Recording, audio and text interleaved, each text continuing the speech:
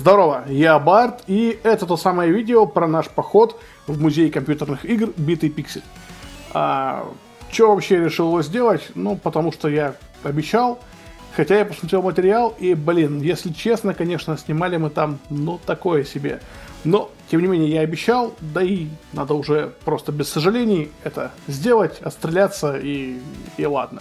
Будь что будет, вдруг кому-то это интересно. Да, тут надо сказать, что как только мы переехали, мы вообще мало куда ходили, нас буквально свозили там на косу, и мы никуда не ходили, хотя здесь очень, конечно же, много всяких вещей, на которые стоит посмотреть. И, в общем-то, сам музей-то мы обнаружили буквально через, наверное, пару недель, как приехали. Собирались в него сходить, и тем более, что он был там что-то типа в километре от дома, но все как-то не находилось повода. Я даже хотел сходить в него с Димой из канала Демон 1090. Он вроде бы сказал, что да, пойдем, а я потом очень долго его не звал. Короче, в итоге мы пошли просто с друзьями туда. И чтобы вы понимали, прошел почти год, и только тогда лишь мы туда собрались сходить. Что вообще это такое? Да, это действительно музей компьютерных игр, музей, где полно консолей и старых компьютеров. Но находится он в не самом благоприятном месте.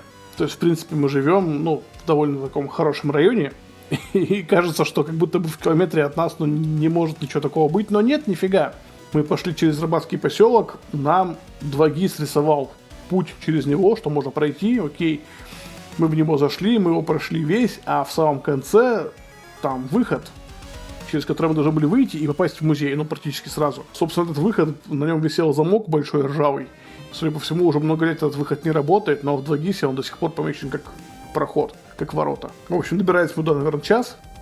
Хотя, опять же, как я и сказал, это очень близко к дому.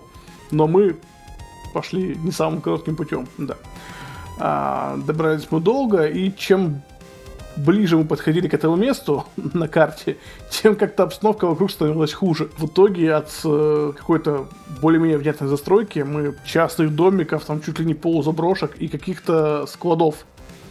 Вот. На нас даже по пути чуть не напали собаки, они были привязаны на очень длинной цепи. В общем, это было прям довольно забавно так. Мы добрались до странного очень места, смотрим по карте, действительно это оно. То есть просто на территории какой-то базы стоит какой-то домик, ну, не очень приметный, и там вот висит маленькая вывеска, маленький плакатик «Битый пиксель». К сожалению, именно этого мы не сняли.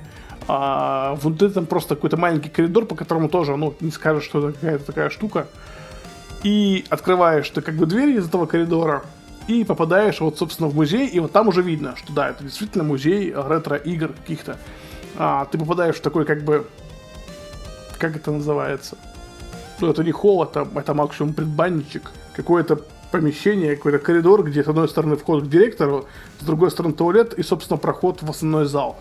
Но уже там висят плакаты всякие, как в 90-х, все заклеено просто плакатами, постерами. Стоит какой-то торшерчик, какая-то коллекция радио, на потолке материнские платы висят, то есть, ну, какой-то такой лютый трэш, но прикольный. Тут же, в принципе, такое странное сложилось впечатление, потому что вроде как все это какие-то, ну, коллекционные штуки, те же плакаты, та же какая-то коллекция радиоприемников или чего там. Но оно все выглядит так, как будто никому это не нужно, оно просто стоит полиция, и это даже не столько какой-то экспонат, а чья-то гордость, как просто попытка, я не знаю, как-то задекорировать скучные стены, я не знаю, то есть, ну, ощущение такое возникло. Дальше из этого предбанничка мы попадаем как бы в такой зал, который просто зал, там тоже есть какие-то плакаты, какие-то стоят кресла, стоит даже одна консолька с телеком, и, собственно, это как бы бар. Собственно, в этом баре нас встретили и спросили: здрасте, вы кто и куда? Мы такого вопроса немножко не ожидали и сказали, что как бы, ну, мы вообще хотим в музей, а что, типа, ну, у вас что-то еще есть? И нам сказали, ну, вообще, типа, тут будут танцы вечером. Вот, и я сначала этой темы не понял, а потом кто-то мне из ребят на выходе уже сказал, что, типа, чувак, это, кажется, какой-то рейв-пати, потому что здесь явно висят плакатики, вот, и место такое. Вот, я, конечно, не знаю, сколько это правда, скорее всего, нет, но впечатление было вот именно такое какое-то возникло у ребят, и когда мне рассказали, я подумал, что да, возможно. Это было очень забавно. Плюс, да, там готовились, видимо, к дискотеке какой-то, поэтому там была какая-то суета, кто-то бегал, все время, что были в музее, мы слышали оттуда музыку, слышали, как народ суетился, что-то там обсуждал, настраивал микрофоны и так далее. То есть, какой-то движ там действительно есть. Причем забавно, что музей работает до 11, а эта штука как раз-таки начинается с 11. То есть, я не знаю, я боюсь делать какие-то выводы, если честно. Бар, кстати говоря, обычный просто бар. Проблема не в этом, даже то, что он дорогой, в принципе, фиг бы с ним. Проблема в том, что если вы что-то возьмете на баре даже, вас с этим в музей не пустят. То есть с едой, алкоголем там, и напитками в музей не пускают. И, я понимаю, что, наверное, бар тут сделан не для музея, а для вот второго помещения, где танцуют, но как бы это выглядело странно. То есть ты такой приходишь, видишь бар, такой думаешь, классно, сейчас мы посмотрим всякие ретро-штуки и пивка попьем. А тебе говорят, нет, чувак, пивка ты не попьешь. С одной стороны, я понимаю, что действительно в музее нефиг делать напиткам уж точно. С другой стороны, как-то это немножко обламывает. Попали мы в музей, вход стоил 300 рублей, в принципе, небольшие деньги. Вас никак по времени не ограничивают, снимать не запрещают. Если бы мы знали, мы бы, наверное, взяли какую-нибудь нормальную камеру, потому что мы снимали все на телефоны, и, вы уже видите, наверное, качество, такое себе. Сразу же на входе там стоит большой аркадный автомат. Какие-то пострелушки с пистолетами, он не работает. Как и вообще многое, на самом деле. То есть там очень много стоит вещей, которые либо не подключены, либо не рабочие. Это очень грустно. То есть мы когда зашли, думали, что, нифига там аркадник. Сейчас мы в нем поиграемся. Нифига. Аркадника там рабочего нет. Также прямо вот со входа, как входишь, хорошо видно целую кучу компьютеров. Это и старые компьютеры типа MSX всяких, так и всякие x86, компьютер более современный уже. Там прям много, наверное, ползала под них отведено. Подошел к ним и очень долго тыкал на компьютеры. В первую очередь потому, что всякие вот MSX, Commodore, какая-нибудь там Atari поздняя, да, я ничего этого никогда, не видел сам, и руками тем более не трогал. Там это дело есть, там есть еще какие-то компьютеры, названия которых я не помню, с черно-белым изображением. Точнее, с темно-зеленым и светло-зеленым изображением. Например, это очень классно выглядит, да. Во всех компьютерах, которые на картриджах, там стоят флеш-картриджи, на них залиты какие-то игры. Я на MSX поигрался в Castlevania, поигрался немножко в Metal Gear. В принципе, это все очень классно. У меня впечатление, конечно, да, это прикольно такие вещи было потыкать. Но проблема в том, что как-то все это немножко безидейно, что ли. То есть ты просто приходишь в этот зал, можешь тыкаться во все что угодно, но нет никакого человека специального, который бы там как-то с тобой что-то обсудил, который бы что-то тебе показал, рассказал, да, допустим, там, у нас вот такие игры еще есть, или вот такие, или вам, что вы хотите поиграть, то есть ничего этого нет. Может быть, конечно, есть, может быть, просто нам так не повезло, потому что занимались вечеринкой, я не знаю. В общем-то, вот как они идут, компьютеры по 3 стенкам, так я за все сел, что-то потыкал. Не помню, что там было на Commodore, по-моему, какая-то очень примитивная игрушка была. На Atari тоже вообще плохо помню. На компьютерах посерьезнее, на всяких x86 уже был Doom. Поигрался, собственно, в Doom, но Doom и есть Doom, ничего такого интересного. В принципе, для меня это не настолько ретро. На одном из компьютеров был запущен Aladdin, еще что-то было, не очень интересное. Интересные были тройка, там стоит мини-компьютеров, прям вот такие маленькие-маленькие, x86, на них там стоит винда. На одном из них я даже умудрился запустить Mortal Kombat, который вроде как не особо был предназначен для этого. Я его запустил и не смог выключить, и не смог поиграться. На еще одном, кажется, ставилась ось, и я что-то там потыкал. Для того, чтобы запустить Mortal Kombat на одном из этих компьютеров маленьких, я прям искал, что есть. Лазил по папкам, смотрю Mortal Kombat, запустил, окей. То есть как-то все не очень подготовлено. Еще какие-то стояли компьютеры, некоторые не работали. Стоял еще Mac с круглой мышкой, дурацкой, с дурацкой запущенной игрой. Там, это кринж, я первый раз в жизни этот компьютер вижу, первый раз в жизни видел эту круглую мышь.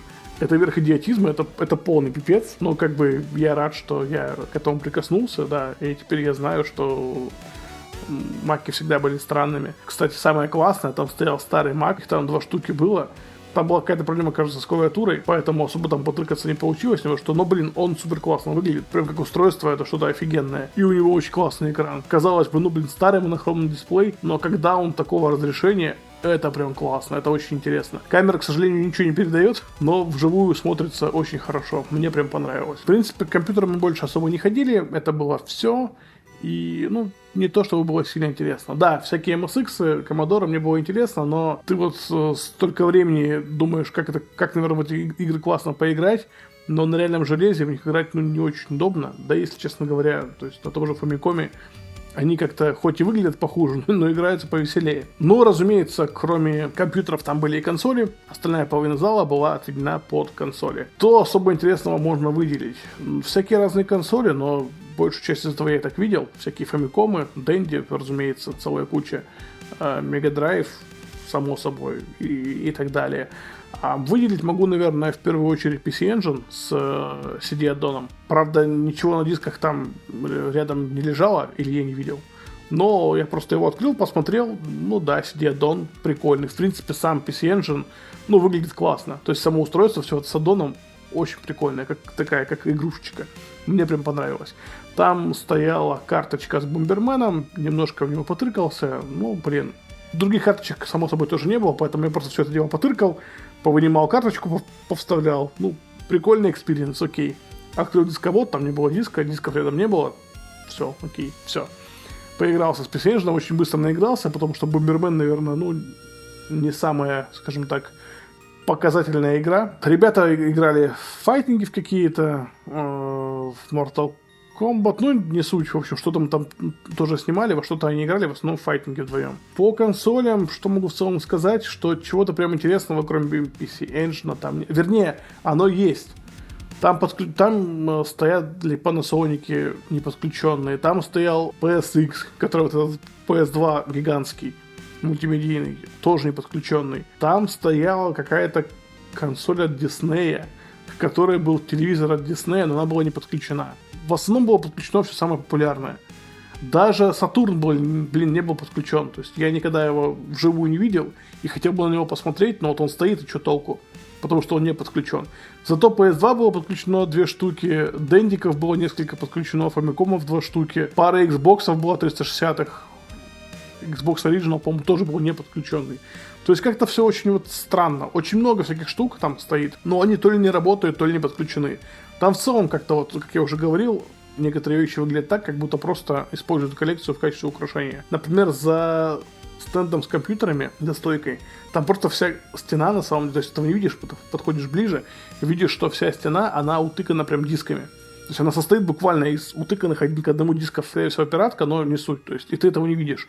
Такого там очень много. Лежит коллекция каких-то манипуляторов, но ты их ни к чему не подключишь. Или есть консоли, которые просто лежат, как тот же PSX или Saturn. То есть, я понимаю, конечно, да, что, наверное, самое популярное это какие-нибудь Dendy, но, чуваки, когда мы пришли, кроме нас в зале был только один человек, который играл в PS5. То есть, какой смысл в таком месте подключать только популярные консоли, если, к вам столько людей не ходит? Это прям странно показалось. Также там, само собой, старые консоли подключены к старым телевизорам все. PS2 подключена там к большому телеку. Не помню, что за марка. Но это большой классный телек, кажется, даже 100-герцовый. На нем очень классно выглядел Бэтмен с PS2. Прям красиво, мне это понравилось. Остальные тоже к чему-то подключены, то есть с этим нет никаких проблем. Все выглядит прикольно. И, в принципе-то, наверное, это все, что там было. То есть, как понимаете, музей, он не то чтобы маленький, есть интересные вещи в нем, но такого, что я прям вышел из него и сказал, нет, такого не было. Еще, что несколько смутило, там очень неудобно. То есть там консоли натыканы, но там стулья как-то, то есть их поставить даже негде. Допустим, если 2 человека сели поиграть в консоль, то рядом уже не сядешь с ними. И это прям супер неудобно. Плюс стулья какие-то, они старые, неудобные. И, самое стрёмное во всем помещении запах сырости. То есть ты прям чувствуешь, что там прям тяжело находиться. Ходишь, когда понимаешь, что, ты дышал просто влагой все это время. Надеюсь, хоть кому-то это было интересно. Я обещал, я сделал. Хоть как-то. А на этом давайте, наверное, прощаться. Кстати, да, это видео мы пробуем писать звук на петличку. Петличку, которую задонатил Игорь IT-консольчик. За что ему большое спасибо. Не знаю, какой получится звук, потому что когда я втыкал ее в камеру и слушал на камере, были какие-то дикие шумы. А тут у нас еще зум стоит, пишет. Вот, поэтому я посмотрю, какой получится звук с петлички. Если что, если его можно вообще обработать. Но не знаю, то ли такая себе эта петличка, то ли дело в камере. Возможно, просто у меня камера пишет шумный звук, и я с этим ничего не сделаю. Ну, тогда это грустно. Как-то так. На этом давайте прощаться. До новых встреч. Я не знаю, надеюсь, скоро я с каким-нибудь видео появлюсь. Пока.